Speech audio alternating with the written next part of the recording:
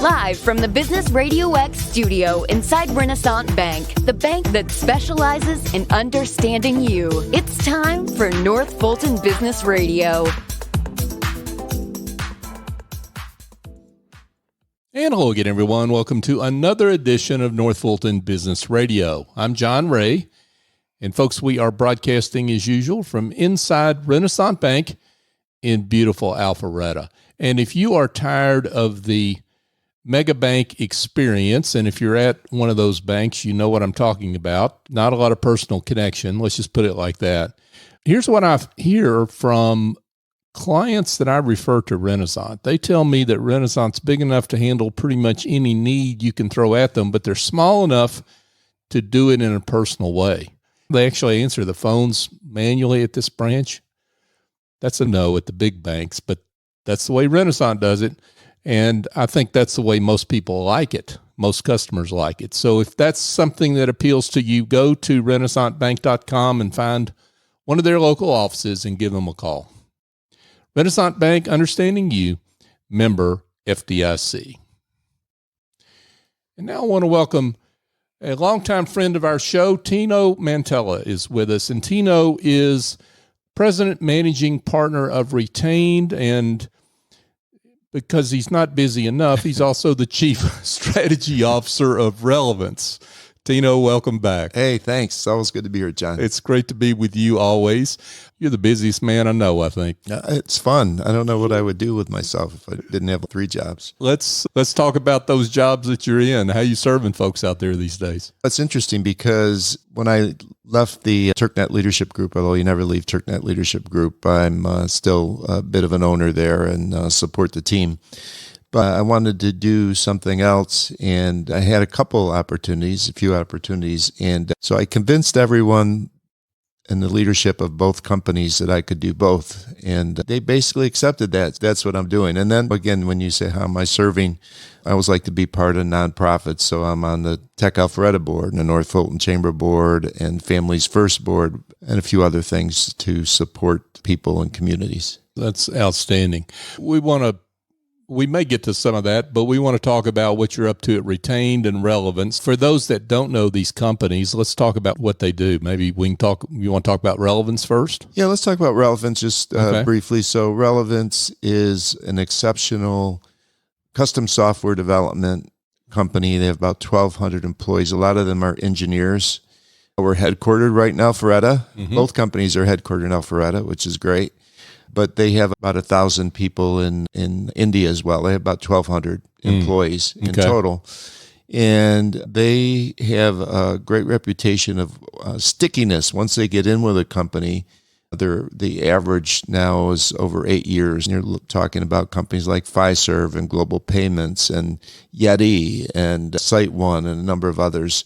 I'm helping them think through how to build a brand, opening up new doors in the business development side, and just in general thinking about strategy. How do you retain customers, which they're really good at, but how do you bring on new customers, new logos, and then really help them through statements of work, building the business around anything from, of course, AI is a hot topic, but how do you structure data? How do you optimize that?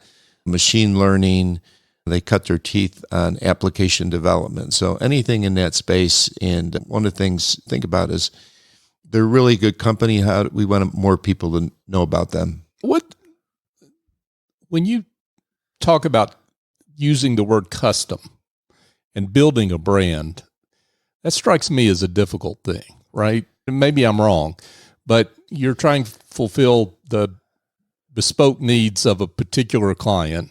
Right. And yet a brand is something that is meant to apply in a lot of different circumstances and ways. But how do you reconcile that contradiction? I think there's a point that they're unified, if you will, because what happens with companies is, and I like the way you asked the question, because what Relevance is, they don't have a product off the shelf. Nothing wrong with products off the shelf. A lot of people need that, and we will recommend that as well if there's a tool out there that people can use. Mm-hmm. But they really sit down with you and they go through this predetermination or pre-involvement in terms of really thinking through what the need is.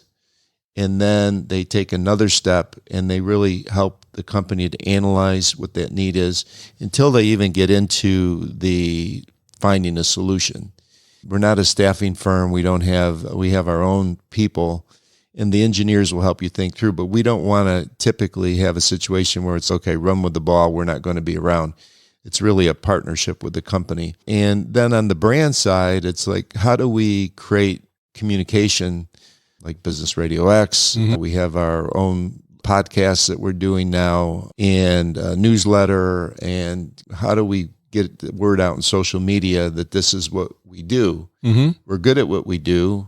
There's a lot of, as I said, stickiness there that we land and expand. So even if we take on a small project at first, it can turn into, over time, relationship. So on the brand side, I have to say, first of all, have you ever heard of relevance? And we are relevant, which is how they picked up the name. Sure. And then once you're thinking about that, then it's, do you know what we do?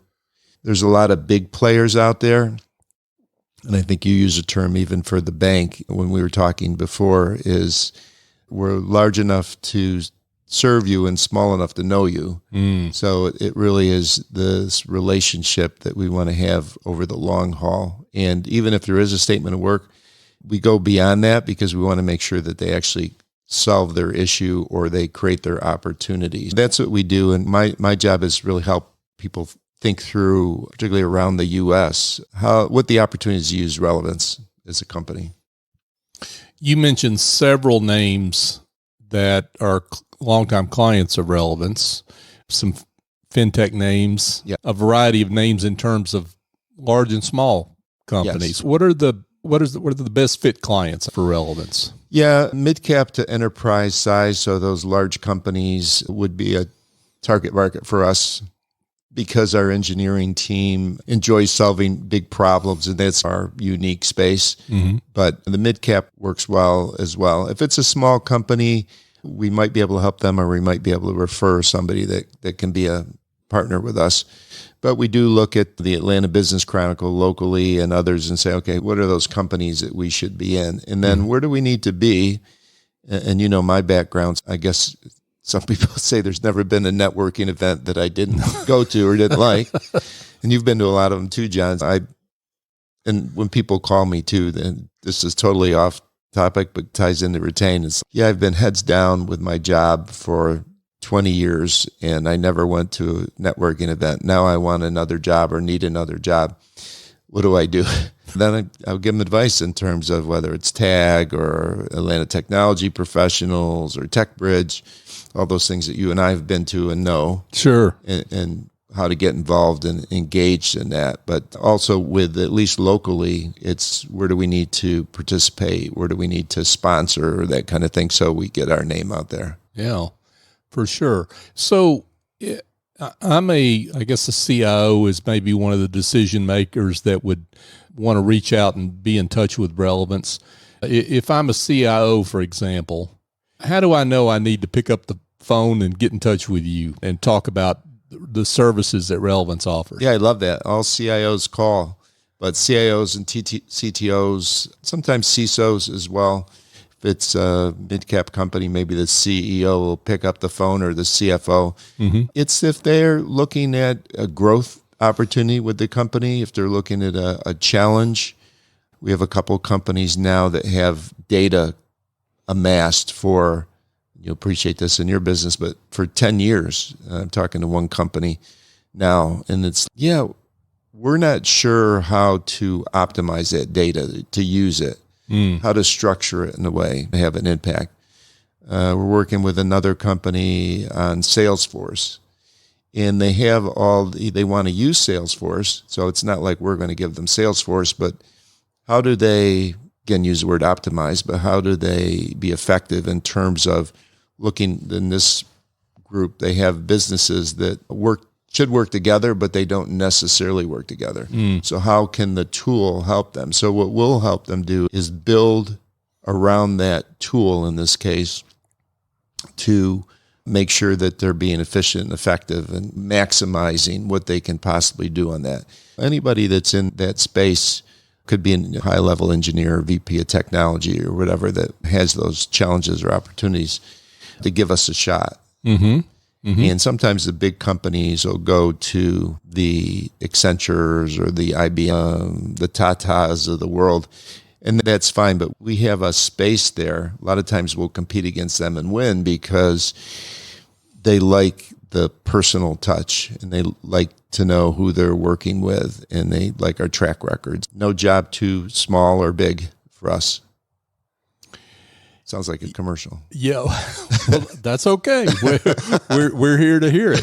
It sounds like you're working on projects that are really beyond the resource scope, and I don't mean just money, time more than money. Yeah, that big companies have to be able to attack. They're working on the day-to-day tactical concerns of what their software needs are, and it's hard to go after that big project that everybody knows needs to be done that is going to require a lot of time, a lot of effort, and a lot of focus. That's well said, and I would add to that sometimes they may not have the people or want to bring on the people mm-hmm. to create that opportunity to solve something mm-hmm. or to build something. And companies now that should be frugal and should be tight with their budgets and look to say, look, we've got a couple people that are good here. Either they don't have the time or they don't have the resource. So will you partner with us to help us solve this, problem? Yeah. That's where we're best, really thinking through what the issue is, identifying it with the company, and then helping them to solve their problem. And then we may be an MSP, service provider, to manage their service. We could do that, but also they could run with it and we'll do the next project with them. Mm. Tino Mantella is with us. He is the Chief Strategy Officer of Relevance, and he's also the President Managing Partner of Retained. So maybe we ought to shift gears and talk a little bit about Sounds good. Retained. Executive search. Yes. Let's get into the details of what that's all about. Okay. And I think, John, probably most people know executive search or know of executive search. This is where a company, potential client, wants to use an outside firm to find someone, their best person they could possibly find to fill a role. And so I was contacted, a little bit of an owner in this company too, but with Betsy Robinson, who's the founder of Betsy. A lot of people know Betsy in the community, great lady, founder of Tier 4 Group. Mm-hmm. And Tier 4 Group just celebrated their 10th year of service. They are I would say, a technology staffing firm. They'll place your engineers and your people that need Java and C++ and anything related to the technology space. And they have placed on occasion C-suite, CIOs and CTOs. But Betsy and I were talking, and she wanted me to come in and help her to build that higher level of leadership search. What we would do is, and what we do is, we look for opportunities to fill roles at that C-suite level. And we talk about it in a number of different ways. One, it would be CIOs, CTOs, or VPs of technology. In a tech company, we'd love to fill anybody in the C-suite. And then we also could do fractional if people want to have someone they're not ready to maybe take on a full-time, maybe part-time, we can do that. And then because of my background in nonprofits of number of decades, I also am well positioned to do search in the nonprofit world. So think CEOs, heads of fundraising, CFOs, anybody in that C-suite. But we're young and hungry. If somebody called me tomorrow and has a role that's for something else and they have a need, we'd be a great fit to help them. I think our distinct advantages are a number. We're diversity certified. So we're one of a few organizations that actually have an LGBTQ certification. About 40% of the people we hire are women. So we really look to find people of color, women, all kinds of diversity certification. We're good at that. So a lot of companies now want to do that, or they have that requirement. And I want to say, hopefully they do more than talk a good game, but they actually want to do that. So we're really good at that. Secondly, I have a great team at Tier 4 Group that I'm leveraging right now, is in the early stages. We have about 20 team members that can help recruit. They do sourcing. So we're really strong. It's not just me. Yeah. Third, my own background in terms of running TAG for 12 years. I got to know just about every CIO in the state. And then running the TurkNet Leadership Group, I got to know pretty much every chief human resource officer and the CHRO in the state. So so if somebody needs a strong person, I have my own Rolodex. Oh, I shouldn't say Rolodex anymore, but you know what I mean. John and I know electronic what it is. Yeah. I know what it is. Yeah. I used to have those Rolodexes with 1,000 cards in there. And it's I need to find John Doe. It's okay. So anyways, that's another advantage of us. And then we use AI. We have a really good system, CRM system, that can pull up names. You plug in the data that you need. So those are just a few things that we have as an advantage. My challenge, John, basically, frankly, for the audience is we need to get in a position where we have a shot to do the search. For every 50 calls I get from my friends that are CIOs and CHROs that they're looking for their next job, I get one or two that are saying, can you do the search? So I need to get that balance going. I'll take anybody that's looking or even thinking about it in the future and put it in my database, because that's going to build the database when I have opportunities to do the search. But making that transition to do the search, to be the client picks up the phone, and it might be a CEO or CFO. It may not be the CIO, John, because if you think about it, if they're in the position, unless they're leaving and want to make a recommendation, they wouldn't be the ones that would be picking up the phone. So it would be somebody else saying, hey, we lost our CIO. We need a new CIO. Your names come up, as an example. So that's where I'm at with that company, and appreciate being on here to let people know. Yeah, absolutely.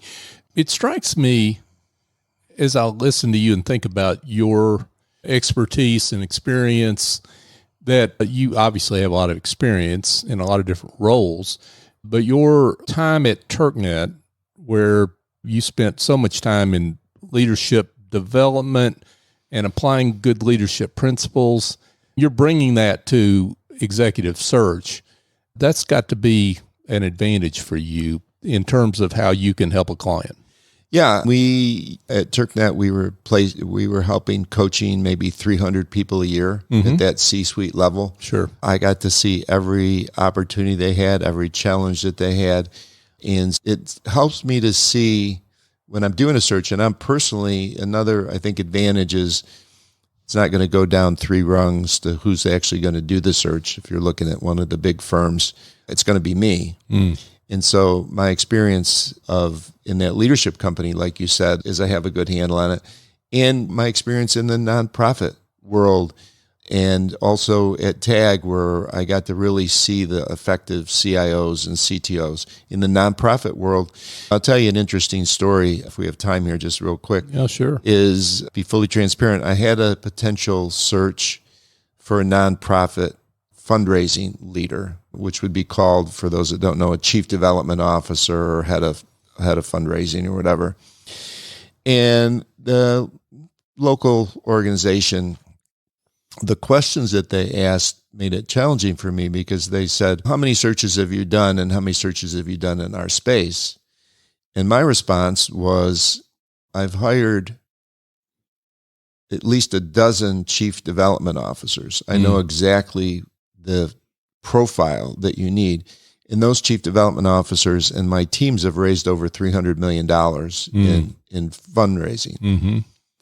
That evidently didn't resonate because I didn't get it, because they looked at it in a very, I'll call it, say, parochial way, or a way that said you haven't done the searches the way that normal groups have done the searches. But that's not the advantage that I bring. It's like I hired a dozen people that are crackerjack heads of fundraising that have helped me raise $300 million in the YMCAs, in TAG in a different way, at the Arthritis Foundation, places that I've been the CEO. Mm-hmm. So I'm going to keep that. Maybe I need to modify that a little bit, but that's, as you say, all those things are one of my advantages that I have a good sense of. When we get into a search, I'm not going to bring the client somebody that can't do the job. I'm going to bring them the very best. I need to get those opportunities to do that. So that's the rub right now. What are some of the unique considerations, issues, or is a better word, that tech companies have right now when it comes to filling C-suite roles? Yeah, so we'll start with the CIO, CTOs. Gone are the days where we used to laugh at TAG, and it's a joke, you've probably heard it before, but used to slide the pizza under the door of this tech group, and you had no idea what they were doing, but you knew something good was going on. Yeah. Now they really have to be communicators, and they did in those times too. But now they may be sitting with the CEO. They're part of that group. Maybe they have a responsibility for security, and they're going to have to go before the board and talk about, are we protected? Are we going to get hacked? Or the press, if they've been hacked. Or the press, they have to answer to the press. Right. They may have to do that. Yeah. So their sophistication as communicators is really important. And then in addition to that, it's what does the company need? And this is where maybe even my relevance experience comes in and my TAG experience. But what is the company really looking for in terms of a CIO? Are they more trying to maintain the status quo? They're not on the bleeding edge or the cutting edge. They may be talking about AI, but they're not going to be utilizing AI. Mm-hmm. Are they going to have to migrate? And we're talking a couple companies now that want to migrate their data center from, let's say 40 around the U.S. to 3. And how do they get to that? And does the CIO have any experience related to that? So it's really understanding what the company needs, and then going out using our AI, my own personal contacts, and any other resources we can muster to say, okay, here's 3 to 5 people that we think would be really good for the role. That's just the CIO. But for each of those areas, companies are changing, needs are changing. And so really to identify what those needs are. In the nonprofit, some of them are fighting for their lives right now in terms of companies that are tightening their belt, so maybe they're not getting the funding that they used to. Mm-hmm. Do they have opportunities to generate revenue outside of financial development? Can there be a fee-for-service revenue like we did at the Y or even at other organizations that I've run? So it's identifying those needs and then finding people that either have done that, hopefully, or they have that capability to do that. And yeah, we have we have a great database already of good people. And you bring a lot of strategic wisdom, I would think, to your clients. Maybe, if I can say so, what they are looking for versus your advice on what they really need to be looking for. I like that you said that, and I think that is the case. And because one of some of our marketing retained is we're a CEO going to hire a C-suite. It's not you're coming in from other disciplines, which is fine. But having that, my favorite thing in life and business is strategies, to be able to help them think through, not to change their mind about something necessarily, but to broaden their thinking around what maybe they need. And also what happens is people are looking for somebody that has red, yellow, green. And maybe my opportunity is to say, have you thought about blue in terms of that being something that they can really contribute? Because the profiles that we get, even in the early searches that I'm doing, are pretty structured. You get the job description and all. And so they may say, we need a person with 10 years experience in X. And I may say, this person only has 7 years, but look at the sophisticated things they've done. I think most good people in search would do that. And I've done search for my career. It's just for my own companies and not for, and then I was the first recipient of the Connector Award at ATP, named after Dan Weber, which was a real honor because I think you knew Dan. I knew Dan and knew he was a connector.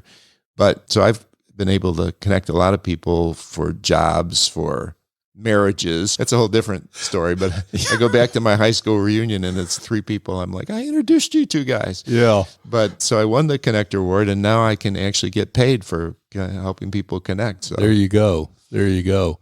Yeah. And I would think, just to be specific about this issue of, hey, what you ought to be looking for is to broaden the perspective of your clients, to be looking for folks that maybe are not in the space currently, but have talents that can be applied to whatever slice of the technology world that they are in. Because when I think cross-disciplinary, I think of you because you've had so much experience across a wide variety of organizations. Yeah, thanks. I think that's correct also, and a good observation on your part that I do have those cross disciplines. And the other factor is, are they too young? Are they too old? I just did a little of my weekly LinkedIn video on age. And one of the points I made, which is a little bit relevant here, not too much, is what does a teenager and an 85-year-old have in common? Do you know? No. They both want their car keys. I like that. Yeah. And I think that now if there's a 60-year-old going for a job, just say that, and they're gray like us a little bit, and somebody might look at them and say, they're probably not the best candidate. And then you have to look at what they've done, and also remind them that if you live pretty good life at 65 now, the statistic says you're in the U.S., you're going to live to 85. So I like to say the person has a lot of gas left in the tank, and don't rule them out. Or my own experience when I got the job at the Chicago YMCA, I may have told the story to you before, but I wanted to get a job in the Y, one of the largest Ys in the country, before I turned 40, and I was 39. And Chicago Y and New York are the 2 largest Ys in the country. And I said, I'm going to go for that. And you want to surround yourself with people that say, yeah, go for it. But there was a few people that said, I don't think you're even going to have a chance at that because you haven't jumped through all the flaming hoops of fire to get there. You haven't been the VP, the executive VP, the president of a smaller organization than that. But ended up winning that role. And I say winning it because I did things like I went to Chicago like a week early and I talked to the United Way and stakeholders and all. And that helped me to, when I got to the first interview, I blew them away because being from outside Chicago, by the way, they never hired anybody in their 100-year history outside of Chicago, that I sold them on the job. So my only point with that is that we have to look at all of the factors and maybe open their perspective a little bit more, that somebody can do the job that doesn't quite meet all the criteria. But I wouldn't mind saying, I think this is your best candidate based on my experience. Yeah. And they take it or leave it. But we try to be, I think part of the job of somebody leading search is to be candid and helpful and strategic thinking and based on our experiences, that kind of thing. Yeah, good work. You mentioned tech, you mentioned nonprofit, you mentioned an openness into other sectors. Any particular size companies are good fits for you? Really, companies of any size, in this case, would be good fit. You have some of these young companies. One of the things I'm doing is I'm beginning to communicate with PE firms and VC firms. Maybe they're looking to expand their team, or now they have majority ownership and they're looking for new leadership, that we can do those searches. I think the biggest of the big companies, if you look at the Coca-Colas of the world, I'd love for them to call me and say, can you find my next CIO? But that might not be that's not necessarily the target. I think more of the mid-cap, small to mid-cap would be great targets for us. people that a lot of big companies have their own internal search. They may supplement it, they may not, but that'd be our niche, like mid-cap to small, mid-cap, maybe first set of leadership. I'd love for a young company, because you and I know all the Tech Village and ATDC and Tech Alphareta's program there, to say, I need to hire my first head of marketing, or I need to hire my first CIO or VP of technology, or whatever it is. Or a lot of them now are CTOs because of the using more of the cloud, but we'd love to do those as well. But we can do others. My first search, I won't say the name of the company, but it was very successful. And they were challenged to find somebody in Charlotte for a head consultant role. And without exaggeration, I looked through over 500 different resumes. I got really good at reject based on what the profile was. Sure. But I found them what I think is a star, who starts in August. But I personally did I'm learning the nomenclature, but it's like a full deck, I think, of doing the recruiting and doing participating in the search, although I use sourcing people to help me. And that worked out real well. If people know me, know that we'll do a good job doing a search at any position. It's nothing really foreign to me, given my years of experience. Yeah, that's just open up opportunities. But I think the mid-cap and small are good areas for us. That sounds great. Tino Mantella, folks, the president and managing partner of Retained, also chief strategy officer of Relevance. Tino, this has been great. Yeah, it's always great. Always great to see you. Good questions. Appreciate it. Thank you. And thanks for the great work you do. But let's get to the most important question, which is, someone has heard this interview and wants to get in touch with you either on the Relevance front or the Retained portion of your work, how can they do that? My phone number is 678-984-8528. That's my mobile phone, so call me anytime. And then my two email addresses that are easiest are tino.mantella@retain.com and tino.mantella@relevance.com with a Z. Yeah, reach out. And I don't mind competing, so if you're looking for somebody for a search, just reach out, give us a chance. On the Relevance side, I'd love to introduce you to the team and help you solve any issue that you have. That's terrific. Tino Mantella. Tino, thanks again for coming in. Thanks, John. Appreciate it. Absolutely. Hey, folks, just a quick thought for you. If you are not aware, and I'm not sure how many people aren't aware of Casa Nova Italian restaurant around here. Everyone knows, but maybe you haven't been there in a while and you've forgotten that they were farm to table before that was cool. They've had that garden behind their restaurant for years and years. And so if you want to taste those fresh tomatoes and corn and peppers and zucchini and herbs that they put in their cook-to-order dishes, hey, you need to go back and check them out. And they never forget you. They're just, if you've been once, you remember the family. Maria and her family, they're just fantastic, and they do great work. And I heard somebody recently that drives from Noonan regularly to go eat there. So does that tell you something? CasaNovaRestaurant.com is where you need to go to find out more and also learn about their catering. If you need a party catered, they do great work there. Hey, I've got a book out. It's called The Generosity Mindset for service providers that need some help with their value, their positioning, their business development, their pricing. This book is written for you. It's called it. And you can go get information at thegenerositymindset.com, including on where to buy the book, which is essentially everywhere. Also, I want to thank you, our listener. I appreciate you so much because we're coming up on show number 800 for North Fulton Business Radio, and we've only gotten this far because of your support. So thank you for sharing the show, for liking us on social media, for the emails and encouragement that you can constantly give us. We couldn't do it without you. And our work is important, and you support that work. Our work is important because we support business, and we're the voice of business in this market, and that's our mission. And business doesn't get the platform it ought to get in major media. We try to fill that platform, and thanks to you, we're able to do that. So thank you for your support. So for my guest, Tino Mantella. I'm John Ray. Join us next time here on North Fulton Business Radio.